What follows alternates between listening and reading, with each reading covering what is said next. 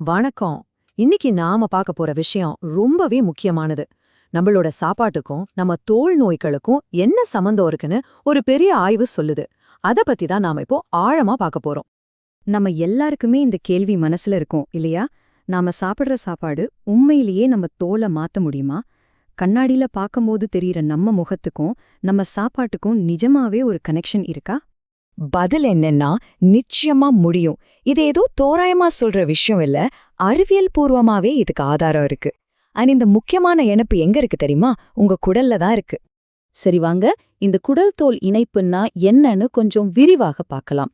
நாம சாப்பிடுற ஒரு விஷயம் எப்படி நம்ம முகத்துல தெரியுது, நம்ம ஜீரண மண்டலத்துக்கும் நம்ம தோலுக்கும் இடையில அப்படி என்னதான் நடக்குது?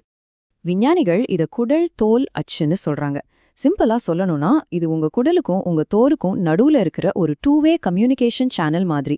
உங்க குடல்ல இருக்கிற கோடிக்கணக்கான நல்ல மற்றும் கெட்ட பாக்டீரியாக்கள் உங்க தோலோட நேரடியா பேசிக்கிட்டே இருக்கு. அந்த உரையாடல் தான் உங்க தோல்ல அழற்சி, அதாவது இன்ஃப்ளமேஷன் வருமா வராதானோ, உங்க தோல் பொதுவா எவ்வளவு ஆரோக்கியமா இருக்கும்னு முடிவு பண்ணுது. இந்த ப்ராசஸ் எப்படி நடக்குதுன்னு பாருங்க. முதல்ல நீங்க சாப்பிடுற சாப்பாடு உங்க குடலுக்கு போகுது. ரெண்டாவதா அங்க இருக்கிற நுண்ணுயிரிகள் அந்த சாப்பாட்டோட வினை புரியுது. இதனால மூணாவதா உங்க உடம்போட நோய் எதிர்ப்பு மண்டலம் அலர்ட் ஆகி ஒரு சிக்னல் அனுப்புது. சில சமயம் அந்த சிக்னல் உங்க தோல்ல அலர்ச்சியா வெளிப்படுது. அதாவது சிவந்து போறது, அரிப்பு இல்லனா முகப்பரு மாதிரி பிரச்சனைகளா தெரிய ஆரம்பிக்குது. இப்போ சில குறிப்பிட்ட தோல் நோய்களை எடுத்துக்கலாம். முதல்ல சொரியாசிஸ். நிறைய பேர் இத வெறும் தோல் பிரச்சனைன்னு நினைக்கிறாங்க. ஆனா உண்மை அதுவல்ல. இது உங்க உடம்புக்கு உள்ளிருந்து ஆரம்பிக்கிற ஒரு நீண்டகால அழற்சி சம்பந்தப்பட்ட நோய். இங்க நீங்க பாக்குற இந்த படம் சொரியாசிஸ் எப்படி உருவாகுதுங்கிற சிக்கலான செயல்முறையை காட்டுது.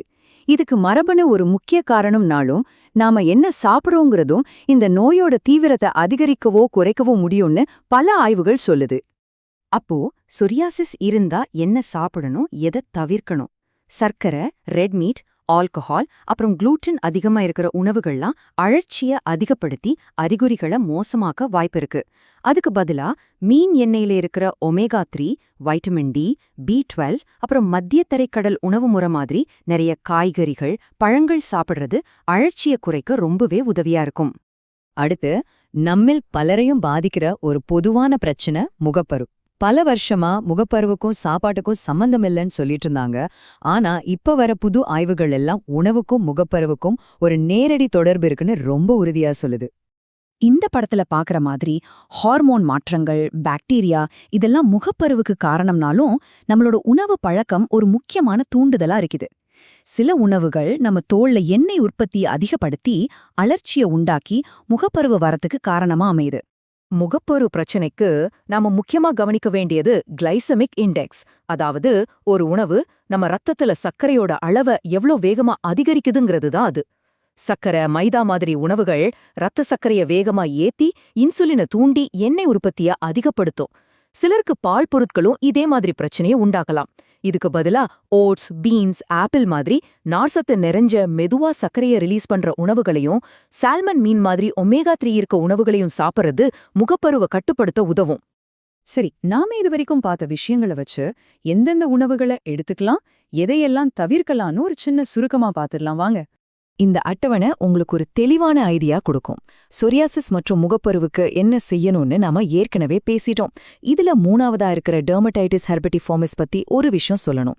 இது ரொம்ப அரிப்பான ஒரு தோல்வியாதி. இதுக்கு முழுமுதற் காரணம் குளூட்டன் ஒவ்வாமை தான். இந்த நோயை குணப்படுத்த குளூட்டனை மொத்தமா தவிர்க்கிறது தான் ஒரே வழி.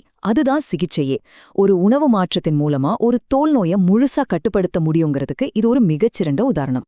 இப்போ குறிப்பிட்ட நோய்களை பத்தி பேசாம பொதுவா நம்ம தோல் பளபளப்பாவும் ஆரோக்கியமாவும் இருக்கிற மாதிரி நம்ம சாப்பாடு தட்டை எப்படி மாற்றி அமைக்கலான்னு சில டிப்ஸ் பார்க்கலாம். இதுல முதல் மற்றும் முக்கியமான விஷயம் நார்ச்சத்து. முழு தானியங்கள், பழங்கள், காய்கறிகள்ல இருக்கிற நார்ச்சத்து நம்ம குடல்ல இருக்கிற நல்ல பாக்டீரியாக்களுக்கு ஒரு விருந்து மாதிரி. இந்த பாக்டீரியாக்கள் அந்த நார்ச்சத்தை சாப்பிட்டு குறுகிய சங்கிலி கொழுப்பமிலங்கள்னு ஒன்னு உருவாக்குது. இது நம்ம உடம்புல இருக்கிற அழற்சியை குறைச்சு நம்ம தோலை ஆரோக்கியமா சமநிலையில வச்சுக்க ரொம்ப உதவுது. அடுத்ததா புரதமும் கொழுப்பும். ஆனா சரியான வகையான புரதத்தையும் கொழுப்பையும் தேர்ந்தெடுக்கணும். கொலாஜன் அதிகமுள்ள உணவுகள் தோல்ல ஏற்படுற காயங்களை வேகமா ஆத்தும். அதே மாதிரி பட்டாணி புரோட்டீன், வே புரோட்டீன் எல்லாம் குடலுக்கு நல்லது. ஆனா ஜங்க் ஃபுட்ல இருக்கிற டிரான்ஸ் ஃபேட், ஆல்கஹால் இதெல்லாம் உங்க தோல் அழற்சியை இன்னும் அதிகமாக்கிடும். ஜாக்கிரதை. ஆக இப்போ உங்களுக்கு புரிஞ்சிருக்கும்னு நினைக்கிறேன். அடுத்த முறை நீங்க சாப்பிட உட்காரும்போது ஒரு நிமிஷம் உங்க தட்டை பாருங்க. உங்க தட்டுல இருக்கிற சாப்பாடு உங்க தோலுக்கு என்ன சொல்லுதுன்னு யோசிங்க. உங்க உணவு தேர்வுகள் தான் உங்க தோல் ஆரோக்கியத்தை தீர்மானிக்கிற ஒரு சக்தி வாய்ந்த கருவி. அதை சரியா பயன்படுத்துங்க.